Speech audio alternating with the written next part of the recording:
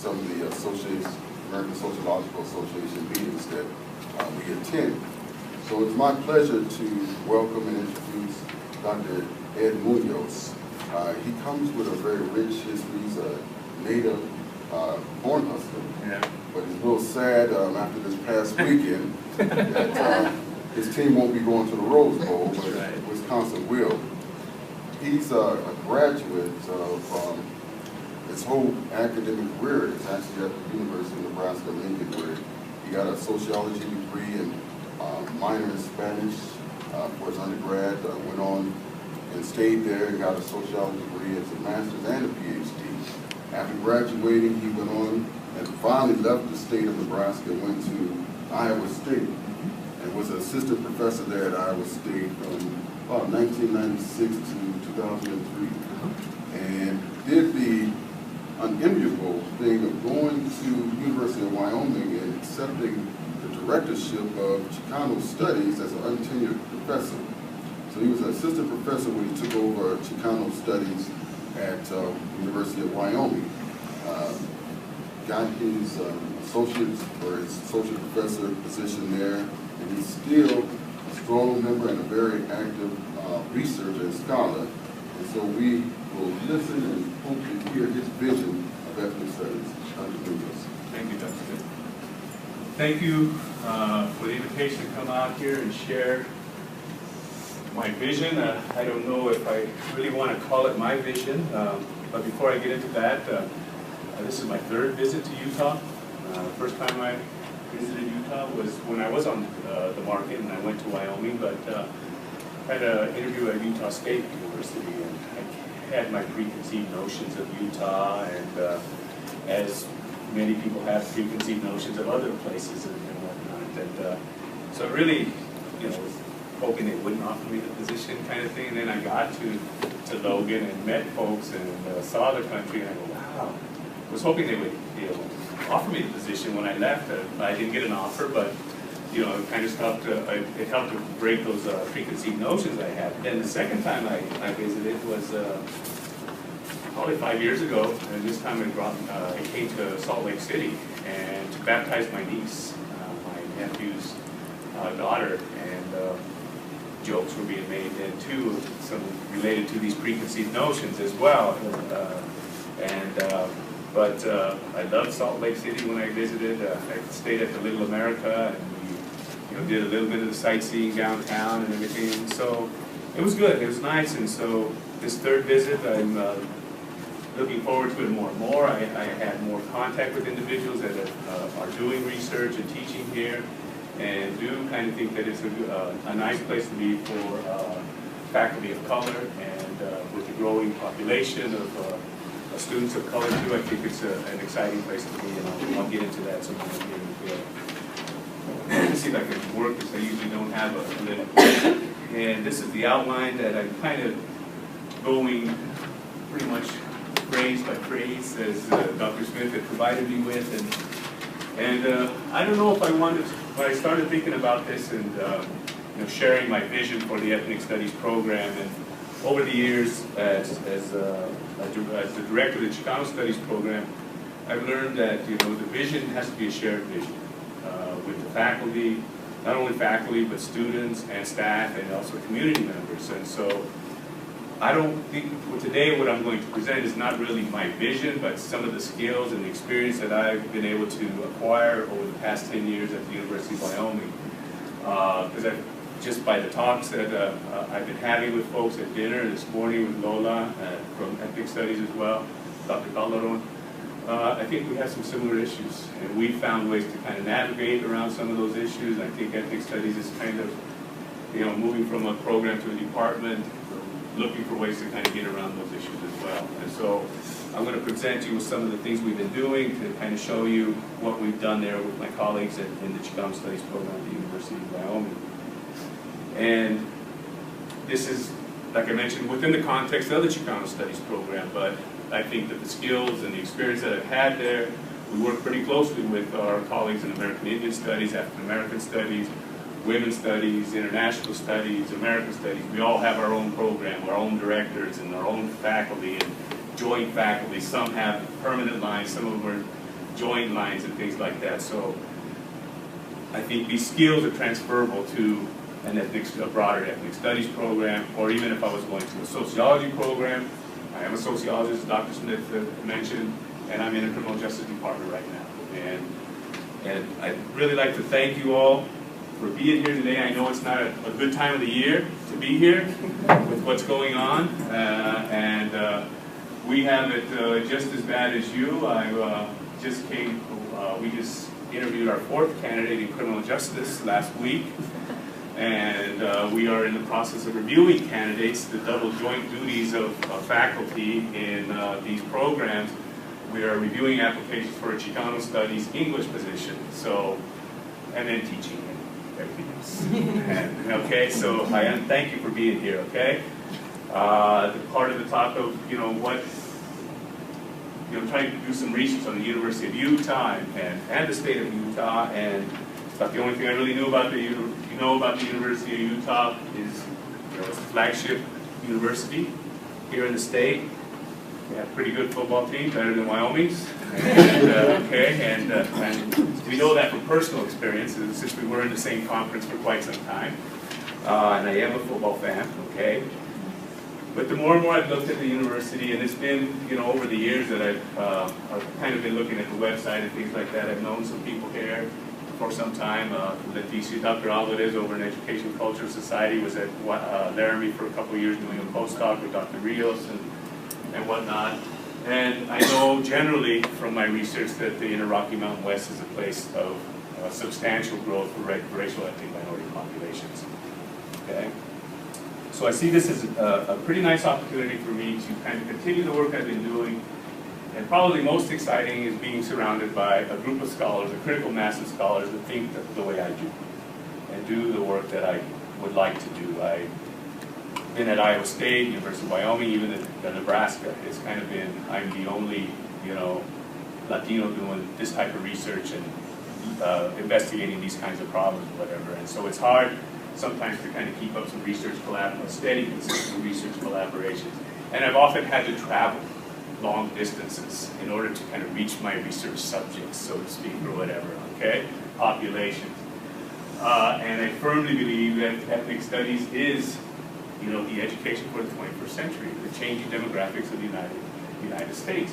It's all over the news, particularly with the recent election and whatnot, and even though some people think we're in a better place, there's still a lot of issues that we need to address, and I think the ethnic studies program and other programs, women's studies, are at the forefront of those issues. I always like to look at census data. Probably from my early days in graduate school, I started doing some work using census data, looking at populations of Latinos and where they were most assimilated, acculturated, those types of things, looking at socio-demographic factors. And so I thought I just realized that I hadn't even looked at the 2010 census data yet. It's 2012 now, and I hadn't really had a chance to kind of get in there and look at and see what's going on. This table is non-Hispanic white alone population and the minority population for the United States, regions, states, and for Puerto Rico 2000 and 2010. And it's kind of documenting the percent change in the minority population during this 10-year period. The top line, of course, is the total population. We see a 28.8% increase in the non-white population from 2000 to 2010. These are one of the things I like to gauge early on to see what I'm getting into, so to speak. Came down to Utah. So wow, 64.8%. increase in the minority population from 2000 to 2010, ranked 4th, behind Nevada 78.1%, Maine 66%, and New Hampshire at 67.5%. Pretty amazing, but something that I kind of generally had some knowledge of.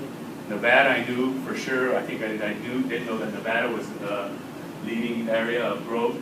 And also the South. The Deep South is another area of incredible growth for the minority population, and also kind of driven by this Latino growth and immigration and whatnot, okay? Kind of looking at other interesting things, and I thought I'd kind of look at this, the percentage of major race groups reporting multiple races. now with this new category of people can identify as multiple races. And I thought this was kind of interesting, and I thought it relates to these issues of identity and how it has impact on social, economic, political experience for people in the United States. And so these kinds of things is another big thing. Native Hawaiian and other Pacific Islanders, they even have their own category, right? Okay, in the census, which used to be combined with Asians, okay? 55.9% of that population identified as biracial or more, or 3 or more races. American Indian, Alaska Native, behind that, and as we know, these populations are pretty small, proportion-wise, in terms of the total population, okay? But still, a large number of individuals identifying as more than one race. Percentage distribution of people who reported multiple races. The largest combination. White, black. White, some other race. White, Asian. White, American Indian, Alaska Native. The complexity of these identity issues that are probably become even more complex. Okay. What does it mean for racial ethnic politics later down the road? Okay. And I don't want to get into this too much, but just to kind of show you that, you know, these are some of the issues that are very interesting to me, and you know, race and ethnicity, politics, social experiences, economic experiences as well. What about Utah? Oops, wait a minute. That's up there. Hang on. I don't like it. Now. Oh, you know what? I forgot to see if I was hooked to the internet. Let's see. No. Okay. I forgot that. This was a hyperlink to the census data as well. We're seeing some of the similar kinds of trends in the state of Utah, okay, with regards to the racial ethnic minority population, okay? The growth, Latinos are the largest racial ethnic group in the state. I think if I remember right, it's about 60%, 80%, around 80% white, and about 20% racial ethnic minority population in the state, which kind of matched up somewhat with the statistics that I found on the web about the University of Utah. However, it's my understanding, I think, that they're mixed in with international. Does the international students kind of mixed in with that? Okay. All right. Well, I have issues with the websites. I don't think your website is as good as University of Wyoming. But in any case, we'll talk about that later. But anyways, the other things I kind of like to look at is where is that growth occurring? Okay, so this is a map of the minority population, percentage of the county population. And we can see here, okay, let me get my notes out here to make this a little bit easier. Salt Lake County, okay, 36 to 49.9% of the population, racial ethnic minority, okay. Right here, correct? No, wait a minute. No. That's why, that's right there. Okay. Okay, San Juan County, over 50% or more. I was visiting with Dr. Aleman, right? And I was wondering, is that, my assumption was, since it's so close to New Mexico, it's maybe more, but he corrected me. He told me it was probably Native American, and probably Latino as well, okay? But see, you just can't go by what the maps tell you, whatever, you kind of have to have this contextual knowledge, and so that's an interesting kind of development as well. And I have been visiting with some people about distance learning, and how that is kind of a trend that we're seeing more and more here, at not just here in Utah, but even in Wyoming. And maybe that's a way to reach students that, for whatever reason, may not want to come to the University of Utah. Okay, so distance learning. So interesting kind of demographic there. This is the percent change in minority population by county, all right? 57.6% or more minority population. Cache, Davis, Utah, San Pete, Wasatch, Summit, and over in the southeastern corner, or southwestern corner is Iron and Washington County. So a number of counties, okay, that have a 57.6% or more change in the minority population. A lot of growth. And I think this is this This dark blue area, from what I understand, is maybe the Salt Lake Valley or whatever, okay? Probably where the population is concentrated as well here in the state of Utah. I've heard of people beginning to develop retirement homes over here in the Southwest. I don't know, St. George, right? So I could see that. I know Jackson, Wyoming is a popular destination point for immigrants as service workers. So what's the things that are driving the growth there and those types of things? So this is why I like to look at census data. It provides me more questions to look into and things like that. Hispanic or Latino population, percent of the total population by county. We see Salt Lake and Weber counties with 16.3 to 24.9% of the total population. Counties here.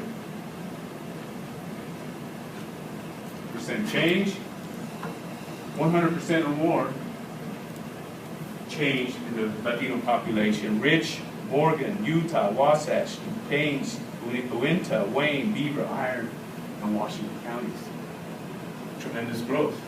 Okay. Once again, would distance learning be effective for some of these counties that are further away from the University of Utah? And now, the way distance learning is set up at the University of Wyoming, we even have students for online courses, students that are out of state, that generate lots of tuition dollars for us. And I know we're on student credit hours right here at the University of Utah. We are kind of student credit hours only for summer school, and then distance learning is also kind of based on student credit hours. So funding sources, potential funding sources for distance learning and whatnot. So when I did see this, at first I read that and I go, 1,300 graduates, students of color. Remember, this is the one we were talking about last night. And folks last night didn't believe it either, right? It's correct, right? That's how many students file for graduation? File for graduation in May. That's pretty, based on where I've been at before. I go, wow, what a miracle, que milagro, right? But maybe not. The population base seems to be there. Okay, so maybe not such a miracle. Okay, I didn't take the time to kind of do my statistical analyses and rates and things like that and all that, but that's pretty impressive for me, anyways. And so this is kind of what I've been seeing here in Utah, at the University of Utah as well. And now I want to kind of, with that kind of background, I want to kind of go into a little bit on leadership style, okay, and kind of move into some of my administrative kind of styles, budget planning, things like that. I thought about this, when I first got the email from Dr. Smith about leadership style, and being a director or a chair is a difficult job because you have to allocate resources and dependent on faculty, student needs, a lot of things. And it's interesting. I teach a course, Social Inequality, Crime, Criminal Justice, and the Law. It's a course for the Criminal Justice Department, and it focuses. I come from a critical criminology perspective, and it's called Crime, Criminal Justice, and the Law because those are different. I don't take a look at crime patterns, but I look at white-collar crime patterns, okay, which often get overlooked when we talk about crime, okay, and demonstrate just how big of a problem it is or whatever. And this semester I used a book by Victor Rios, Punished, how Latino and Black youth are disproportionately monitored, okay, and kept in these spaces, segregated spaces and whatnot. And the third book we used took a look at the legal system and how domestic violence was used, the evolution of domestic violence laws within the legal system. The book I selected was a book called Troubled Marriage, Domestic Violence in the Legal System by Whitmore. And first couple chapters developed to this discussion of different feminism, dominance feminism, anti-essentialist feminism. And I came across another interesting category, governance feminism. And it reminded me, and this came out of a book from Janet Halley, Split Decisions, How and Why to Take a Break from Feminism. Okay? The And it reminded me of some of the things that I read in graduate school, particularly about Jane Addams and the Whole House and critical pragmatism that they used in order to kind of find ways to help disadvantaged, disenfranchised populations. Battered women's advocates forged partnerships with victims' rights advocates, law and order conservatives, and the state. Strange bedfellows for a feminist movement. In order to institutionalize changes to both law and the legal system designed to deploy the legal system on behalf of women subjected to abuse. Okay? So in other words, sometimes we have to, kind of place our ideology, on the back burner in order to kind of negotiate compromises, deals, or whatever, in order to kind of, provide the resources that we need for faculty in a timely fashion. It oftentimes puts you at odds with faculty or students. Okay, you're a sellout. Okay, those types of things. But I also realize that over time these relationships can change as well, and so things can work out the way we intended them to work out. But sometimes we kind of have to leave our philosophy behind and things like that, depending on how best we can access resources. Budget planning and management. Okay.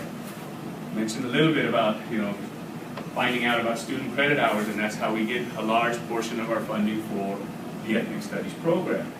And I imagine that's for all academic units here on campus, that they don't have an allocated budget from the state or anything or whatever. And There's some of that too. okay, all right. Well, we'll talk more about that as well. But over the years, I've been pretty proud of myself and my trusty office associate that make sure I don't spend money the way I can't spend it, right? Where's is it Janet over here? Yes. Yeah. Okay. To keep those folks happy, because they will keep you out of trouble and be your best friend when everybody's mad at you and all that kind of stuff. But one of the things that I've really realized too, that you have to kind of keep abreast of the national, the local, state, kind of budget developments, because they're oftentimes a precursor of what's going to happen at the university, at a publicly funded university such as the University of Utah. Okay, and I think sometimes folks will be calling me stingy or whatever. Spend the money, there's more money, and I go, oh no, I'm sorry, the dean. There's no money in the dean's office. Whatever you want to think, there's no more money in the dean's office. So oftentimes you get criticized at this, but I think I've been pretty good at being able to keep the lights on, faculty, student support. Always try to allocate a fair amount to faculty for research and travel, okay? And make sure we have enough for extracurricular projects that, in my view, help us with some of the academic side, particularly within tenure promotion kinds of processes that I'll describe here in a little bit as well. Okay, those are some of the things that I look at first off. I kind of allocate those monies right off the bat as soon as we start our new academic year. Okay? I then try to identify additional institutional funding. I've been talking about distance learning and how that's going to help. Well, it is already starting to pay dividends for us in the Chicano Studies Program at the University of Wyoming. Okay? There's other kinds of little grants, basic research grants that I'm sure the University of Utah has here. Student government funding. We were able to commission a local artist, Ruby Chacon, to do a mural for the Mecha students at the University of Wyoming. And we ran out of money, the students ran out of money in order to kind of transport the mural back to Laramie. So Chicano Studies came in and helped pick. That's when I came to baptize my niece as well. So it was a dual duty that I did that time around. But still, kind of working with students and their funding, sources as well. These collaborative projects with other departments. And like I said, I mentioned distance learning as well. External grants. I'm sure faculty members know the importance of external grants. Okay, free us up to do some of the research that we want to do. Those types of things. Support students, student research, okay, as well. Be glad to work with faculty to try to help get those grants. Development is something that we have never really been at the Chicano Studies program, never really been able to fully get going. And I don't know how development kinds of activities are with the ethnic studies program. I don't expect them to be that big since we just became a major. Our problem is we don't have majors. So we can't really talk to rich, wealthy alumni, right? Or not even necessarily rich, but somebody that can give us $100 every year or whatever. Because those little $100, $50 gifts or whatever add up. So another funding stream that I have been, trying to develop over at the University of Wyoming, and there's good ideas for that. There's, golf tournaments, cross-country skiing runs, 5Ks, things like that we can do, around homecoming, okay? Things like that, or Semana Primavera kind of opportunities. Support and mentoring of faculty. I feel I've been pretty successful at this since we've had 3 tenure promotion, well, mine doesn't count, I guess, but 2 others, and we've been successful there, okay? Julie commented that people that are successful in this business, faculty that are successful in this business, are those ones that approach me, okay? Ones that, for whatever reason, whether it's in teaching or research or their side as well, they're realizing that we do have different trajectories, mid-career. Talking to some of the students last night, what do you want to even apply to as well? A lot of reasons. Family issues, career, mid-career kinds of things, new trajectories. Like I mentioned before, if I was to come here, I think it would be easier for me to do research, and I'll kind of get into some research projects and talk about that a little bit more here in a bit. People have new trajectories, new needs, okay?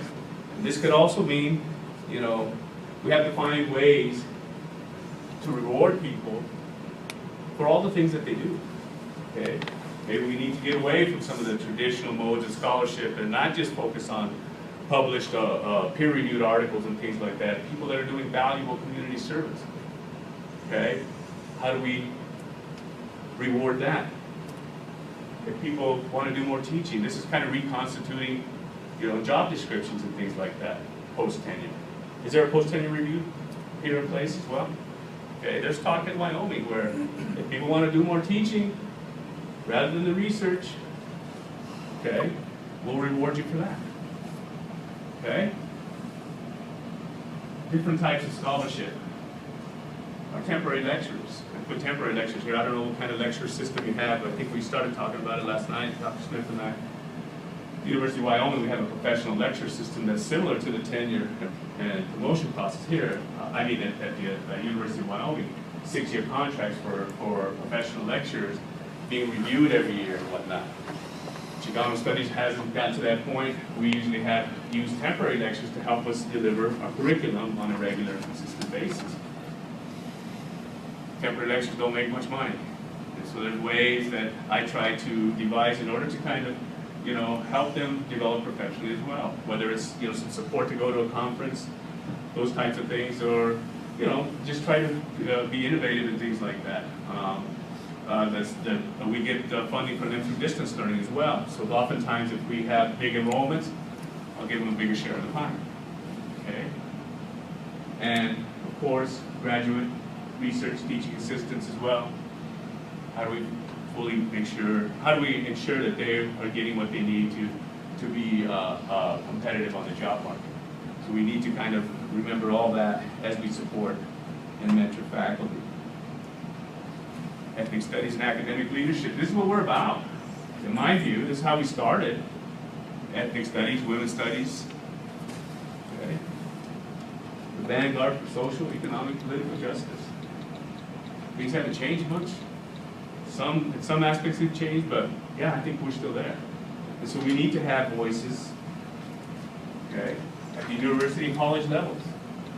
I know committee work, and that's another way of rewarding people, for their service. We place more emphasis on some of the things that individuals are doing at the university and college levels.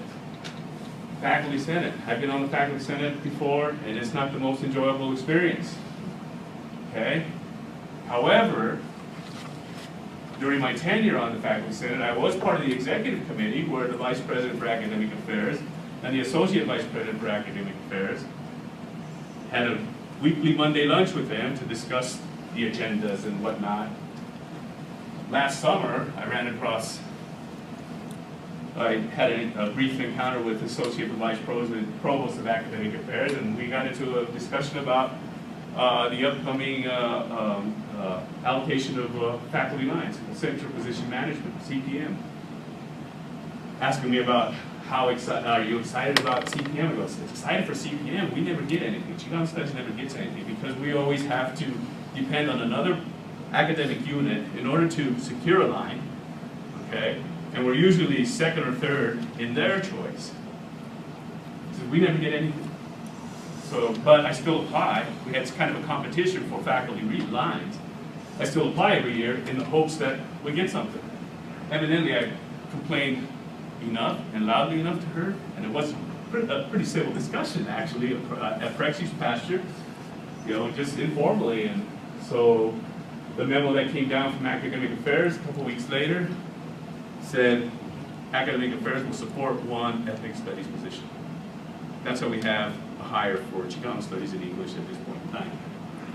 Okay, and we are the primary unit. There were people lining up, other department heads lining up to work with me. Okay, those are some. It's not. There's some other complex issues there, but being there and getting known, college TMP, we need folks there as well. Okay, that can evaluate ethnic studies scholarship. Okay, we had to develop a parallel review for our faculty, and it came about because we. I think it was my first year there. We didn't have the parallel review in place, and when my first review was okay at the departmental level, it got up to the college level, it was okay there too, but there was comments being made that we don't know how to evaluate the Chicano Studies portion of this packet. Visited with the dean on some other matter, he goes, I'm kind of concerned about this, you know, that they don't know how to evaluate it. Well, that's what I've always said, that how come we don't get equal say-so in this 10-year promotion decision and whatnot. So we developed a parallel review process that I think has been helpful in the success we've had with the 10-year promotion process as well. Central college committees, college central committees and that are usually advisory committees to the dean in the distribution of awards, research awards, teaching awards, all these types of things, okay? Student advocacy, we should be at the forefront here as well, advising the growing number of ethnic studies RSOs. Even like science, I think when I was at Iowa State, there was a Society for Hispanic Engineers. Okay, I don't know if we have one here, and we do, but I think we should be helping those students out there. I've been to a SACNAS conference before, Society for the Advancement of Chicanos and Native Americans in Science. So we can't just think on this traditional way of ethnic studies being education, humanities, social sciences. We got to even go beyond that, okay? Latino Greeks as well, in order to kind of help students with awards, leadership development, research mentoring as well. McNair project that I've been involved with a few students as well as my college. Community leadership as well. Again, stressing, rewards for this as well. Nonprofits, work with nonprofits, government assistance. I know oftentimes I get calls to talk about the growth of the Latino population. We should get rewards for being experts on this subject, okay? Applied research, prevention, intervention programs, a number of different types of things, cultural celebration, keynotes. We should get more. That takes time to develop, to prepare for a keynote talk. And so we could, find ways to kind of really reward this different types of service as well, okay? Student enrollments and academic leadership. And advising. Some of the trends, well, right now, to me, I think that ethnic studies is so important based on this kind of changing racial ethnic demographics in the United States. It's highly suited for professional service, no matter what kind of professional service it is, whether it's teaching, the health professions, lawyers, even cops. Criminal justice system. That's one of the things I kind of feel out of place in my criminal justice department, and I think there's kind of preconceived notions about a criminal justice department. Okay? And I oftentimes feel kind of out of place because I critique the criminal justice system. And I bring in these issues of race, class, and gender in order to hopefully you know, produce a little more sensitive, empathetic criminal justice professionals. Okay? So we have to kind of get that out to our students, our potential students, so folks that are in the pipeline, so to speak, whatever. I have to what time? What time do we have? About 11. At about 11? Oh wow, I'm going way too long. I thought I'd be over. Okay, so that's one of the things I think we need to stress, and we have to kind of develop our curriculum around these needs, okay?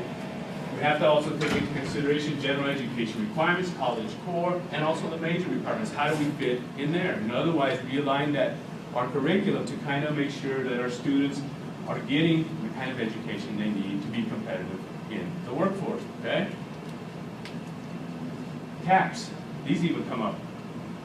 Will there be a point in time when we have to discuss CAPS? Student enrollments. I know it, and oftentimes that's tied to the resources as well. How many faculty do you need? The student to faculty ratio, those types of things. Hopefully we won't have to kind of talk about that much, okay?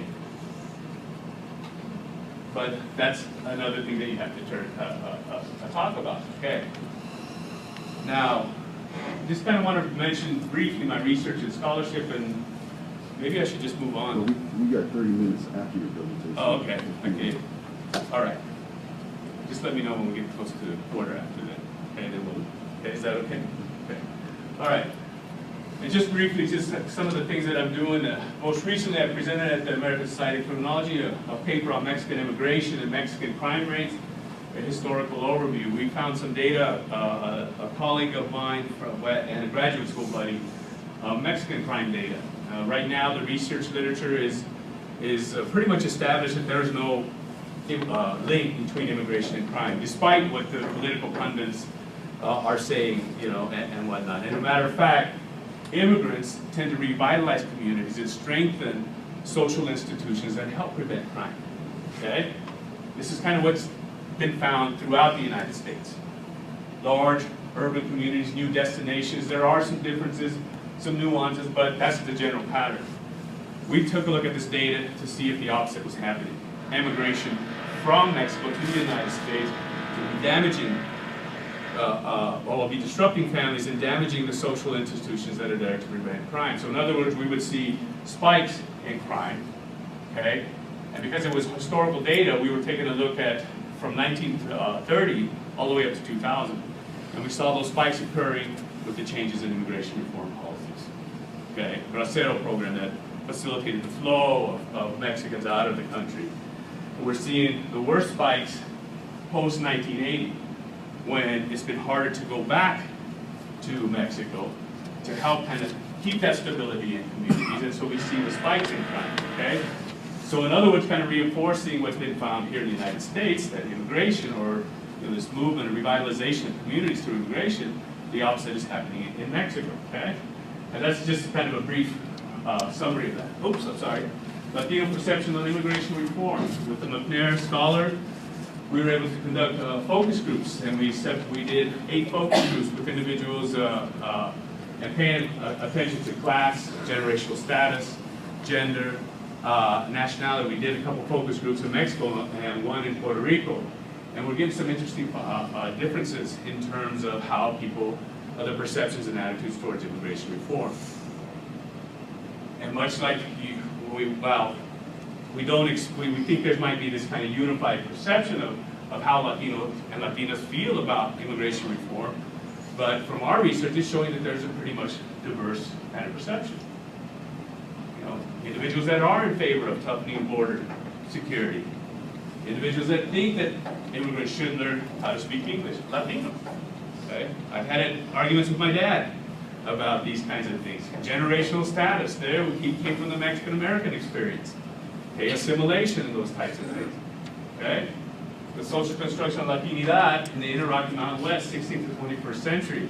This is kind of a book project that I've been working on, and I think the one that Dr. Sobersano might be a big help to me, or I a big help to him, but kind of tracing the beginning of Latinidad in this inner Rocky Mountain region, okay? And I have kind of have been looking to the 16th century, Spanish conquer, conquistadores, okay, who was the one, Coronado, was one of the first ones that came up into this region, Santa Fe, okay, and out onto the Great Plains. I'm a Nebraskan, so the Great Plains, and so this is a big, huge interest to me. But even kind of taking a look at all the way up to the 21st century, how things are changing even in Jackson.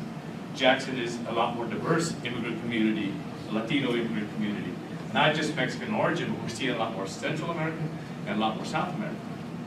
Okay, so this construction of Latinidad, and also including the Oregon Trail, you know, how sheep herders were taking or bringing sheep from New Mexico with Kit Carson up to Fort Laramie, those types of things. So this construction of Mexicanidad as well as Latinidad and those types of things. So that's a project that's a more long-term project.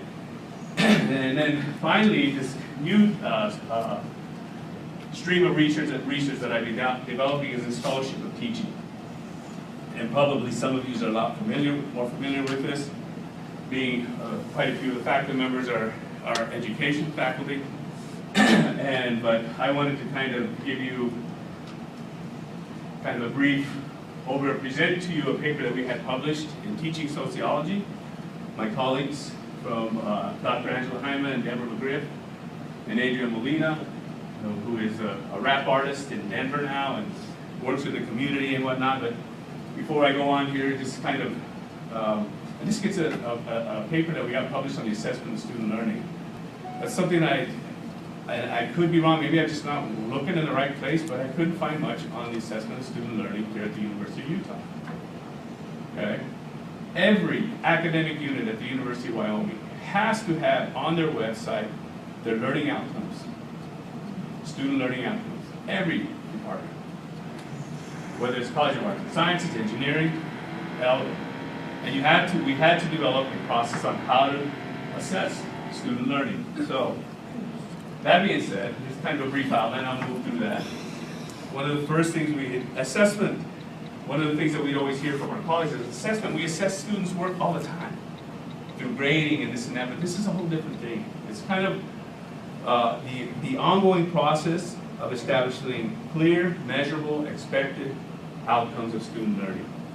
What do we want our students to know?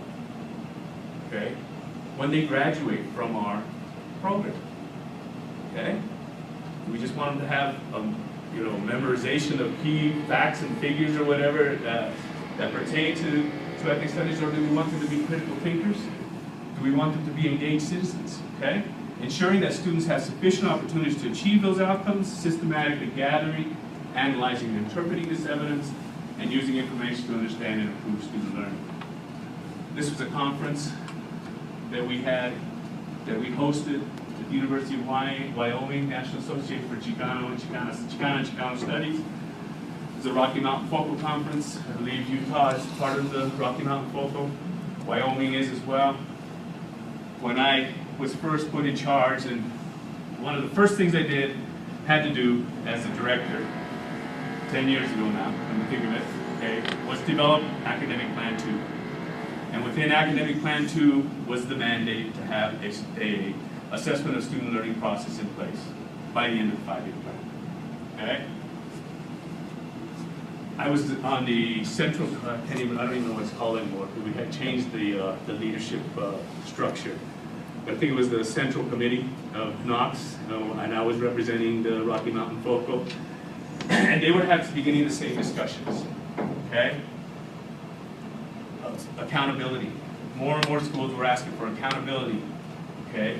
Which is important in the distribution of resources. Why do we need to assess student learning? Okay?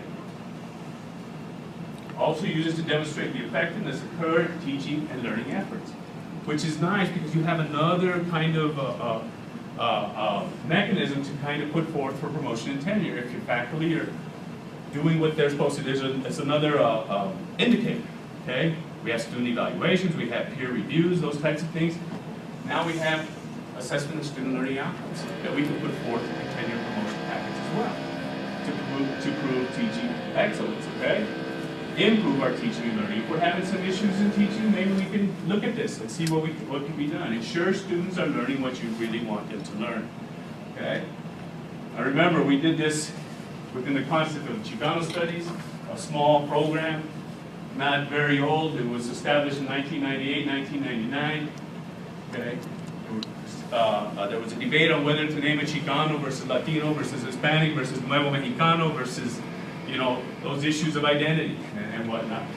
Faculty resources, a director, and right now we only have 2 joint hires. Okay, so we only have a minor program. So all of this process was developed just to assess student learning outcomes for our minor. Okay, it's been helpful in tenure promotion decisions, like I said as well, in terms of demonstrating that our faculty are doing what they need to be doing in the classroom. This discussion started, you don't have to start from scratch, we can go to different professional associations to see what's being done there in order to kind of compare and contrast. What are student learning outcomes for African American studies? I don't know what the major organization is.